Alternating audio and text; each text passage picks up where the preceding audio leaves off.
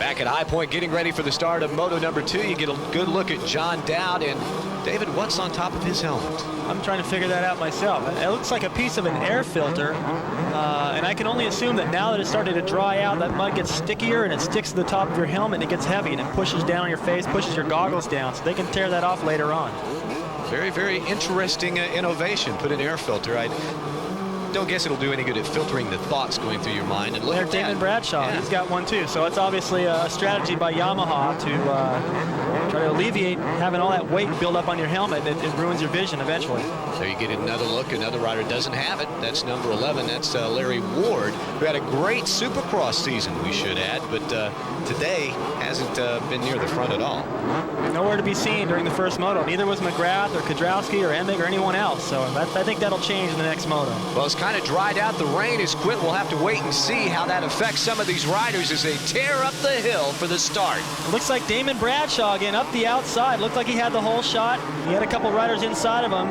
There he is. Oh, Jeremy McGrath stealing the lead. He did a big swap going into the corner, but held on to it. Well, Jeremy McGrath, of course, started out the year to get with the overall win at Gainesville, winning that second moto and trying to become the first repeat moto winner of 1995. He gets the whole shot ahead of his teammate on the Honda, Doug Henry. Look, he's got a towel hanging off the side of his pants. I guess that's in case he gets some mud up there to wipe his visor or something. Well, I think he can just wipe his hands on it, and it kind of looks like a quarterback, doesn't he, with that little towel hanging out there? But I think I saw a lot of the guys do that at the Dallas Supercross this year, and if your hands get slippery or if you fall in the mud and your glove gets all slimy, you can wipe it on that towel so that you can get a grip on the handlebars. So you just reach back and swipe your hand across the towel.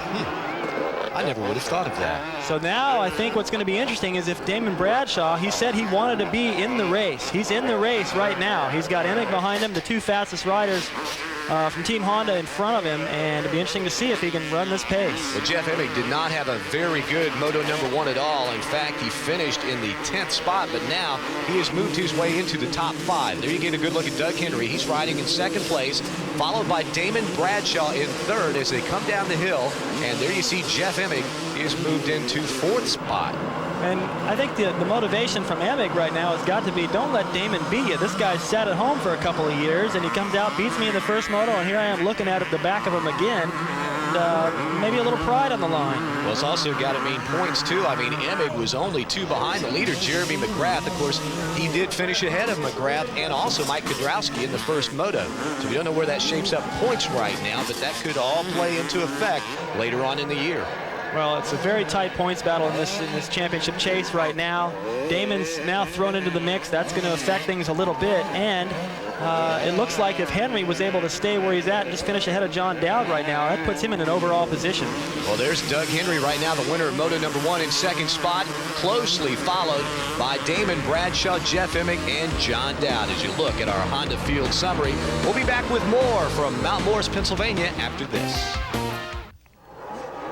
Welcome back to High Point Raceway, Mount Morris, Pennsylvania. Art Ekman, David Bailey, and John Kernan bringing you all the action. Jeremy McGrath gets the whole shot. He is just about long gone, but he is being pursued hotly by Doug Henry, Damon Bradshaw, Jeff Emig, and number 14, John Dowd, also in there. This is what I've been waiting to see. I've been waiting to see how all these guys stacked up against each other. You remember that McGrath was well out of the picture in the first moto, and now Henry, McGrath, Bradshaw, Emig, all fast riders running right up front and running pretty much the same pace.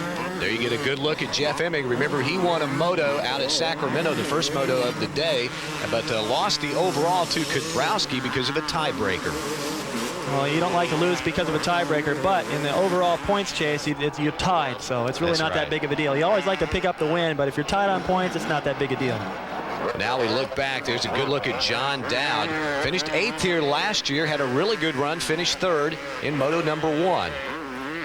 But I tell you, I don't think anybody's going to catch McGrath. The track has dried out quite a bit, and once he gets out of there, he's usually gone. Well, he's got clear sailing right now, and we don't even see him. He appears to be pulling away right now. Doug Henry doesn't have that much motivation to get around him because he's sitting in an overall victory position. Oh, man, what a tough break for Larry Ward. The second place finisher overall in Supercross this year is sidelined. A bad day for him, and David, we're getting preliminary indications from our guys down in the pits that it possibly a clutch problem.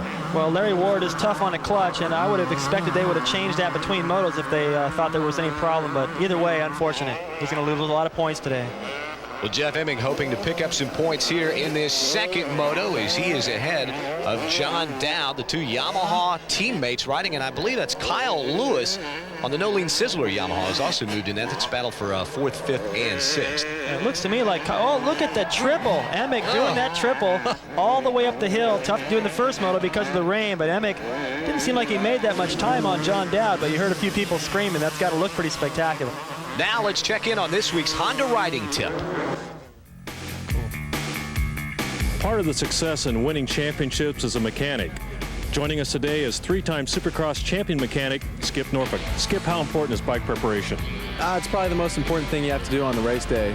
It's important, first, to start with a clean motorcycle. That way you can visually look and see all the details. You can check and see if the frame's cracked or if the stress marks are stressing the paint off the frame or anything like that. The other important items to check are you need to look at the tires, check for wear. Also check for any damages that might have occurred from rocks slicing the tires or anything like that. You need to check over the handlebars, make sure all the controls are working good, the clutch, the throttle, the brakes. Make sure that there's no debris blocking those or distracting the way they operate. And then probably after that, you need to make sure it's got gas in it. You can't leave without gas. Winning championships, part of it is the mechanic as well as a championship rider. For today's Honda Riders Tip, this is Ben Sheetwood with Skip Norfolk. Talking about a clean bike, look at that. We talked about you get out front, nobody hits you, and Jeremy McGrath looks like he just pulled in and had that baby washed and waxed. Well, there's his little buffing towel hanging there off of his He's not going to need it this moto, but you like to be prepared. Well, you never know. McGrath, the whole shot, gets out in front, and he is at the top of our Honda Field Summary. Back with more from High Point after this.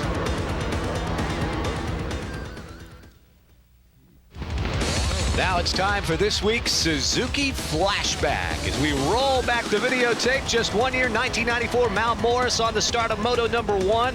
A big crash involving 3 riders, including Phil Lawrence on 18, Doug Duback on 32.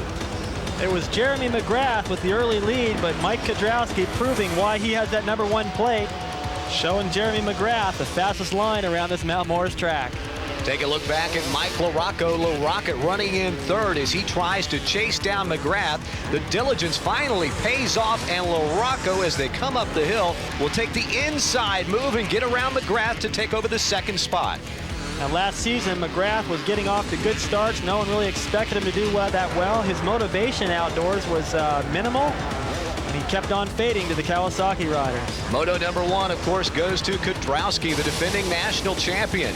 Now to Moto number 2. A bunch of guys up front battling for the lead that weren't anywhere to be seen. Duback, Button, Michael Craig, along with LaRocco and McGrath. McGrath with that sneaky inside line moves into the number 3 spot. He's got Kudrowski and LaRocco breathing down his neck, and after the downhill whoop-de-doo section, McGrath's strength, that timing through the whoop, takes over the lead. Right through the middle as Jeremy moves out front, but it wouldn't last all that long. McGrath would be challenged by LaRocco. LaRocco on the inside, McGrath on the outside, back up the hill, and the Rocket will get a slight edge. But LaRocco's lead wouldn't last long either. Kudrowski back there in third place turned up the boost past both these riders and carved into his teammates' points lead. Kudrowski would go 1-1 on the day for the overall to cut LaRocco's lead to 11. Now back to 1995, Doug Henry in second place, but I believe he's going to have a little company from John Dowd fairly soon. Dowd has been slowly closing the gap on Henry. Well, Henry is going to have to pick up the pace because Dowd has been steadily gaining, and although Henry's in a position to win the overall, if he was to slip back too much, Dowd could possibly pick it up.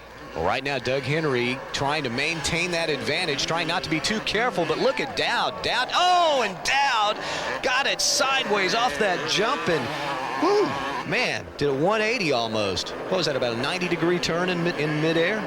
I'm not sure what you would call that, but you would call it bad luck. He lost some time. He was definitely pressuring. We're going to get another look.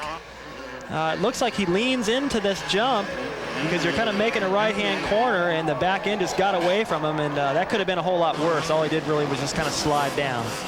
Well, he loses a few spots, gets back up on the bike, and is underway. Jeff Emmett trying to make a charge. Art Ekman is down in the pit area. And, Art, what you got? Number 6, Jeff Emig, is doing everything possible to try to catch the second position, Doug Henry. And here's a good example. He's the only one making this triple in front of the mechanics. Did they used to call that the David Bailey triple? I don't know if they actually called it that, but I was actually the first guy to ever jump that, but that was on a 500. I had a little extra horsepower. I don't know. With the improvements today, don't these 250s have about as much horsepower as that 500 Just did? about, yeah. They got a nice power band. I think we got a glimpse of Doug Henry jumping that too, but I think Emig's making it look easy, and he's doing it consistently. Well, look at this. Damon Bradshaw off the course. In fact, David, I'm told that he crashed into the trees. Well, he looks pretty dazed. I don't think he knows where he is right now or who he is. Maybe that foam filter he had taped to the top of his helmet cushioned the blow a little. Oh, boy, I'm not going to touch that.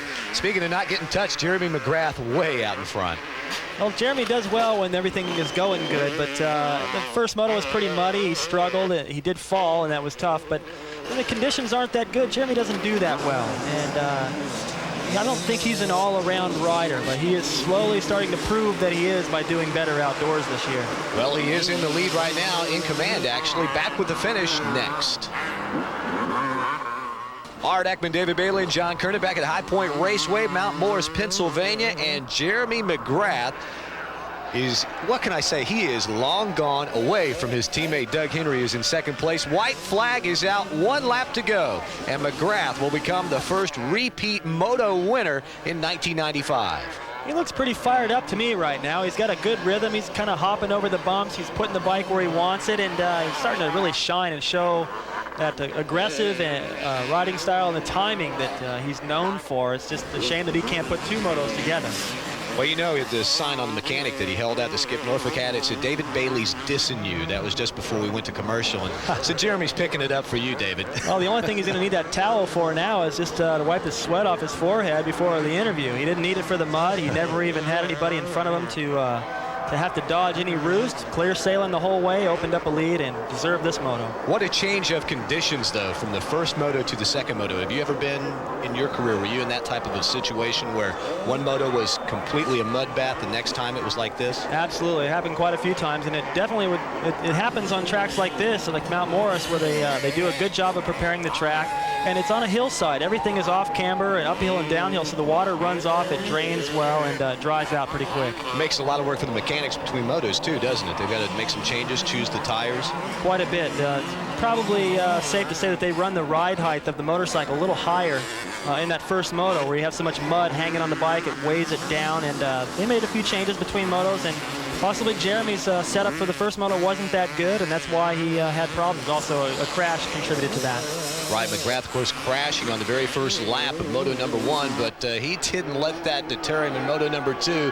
As it dried up, McGrath got the whole shot. Look at that, raising the hand, waving to the fans. He knows that he's on his way to his second Moto victory, but Doug Henry, sitting back in that second spot, will have the overall wrapped up. Oh, it's a good day for Jeremy and for Doug Henry. Doug Henry picking up his first ever 250 outdoor national win, and Jeremy holding on to his points lead and finishing off the day strong. Well, I do believe the points are going to tighten up. They were only 1 point, but that was Kudrowski to McGrath. Kudrowski also had his problems in Moto number 1, but Henry, who was sitting in 4th place in the points, is going to make a big move by picking up the overall victory. Once again, McGrath coming around, waving to the crowd. He's just on a cruise control ride right now. Well, there's a lot of privateers and some of the riders that wish they could be on cruise control and still go this fast. Jeremy making it look easy. Jeremy McGrath gets the checkered flag to win the victory, but it looks like Doug Henry, if he can make it across the finish line, will take the overall title of the day, his first outdoor national win. McGrath becoming the first to repeat a Moto victory. He won, remember, at Gainesville to open the season. Jeff Emig did get around Doug Henry in the closing lap, and John Dowd is 4th with Kudrowski rounding out the top 5. As you take a look at the rest of the top 10, Art is with the winner.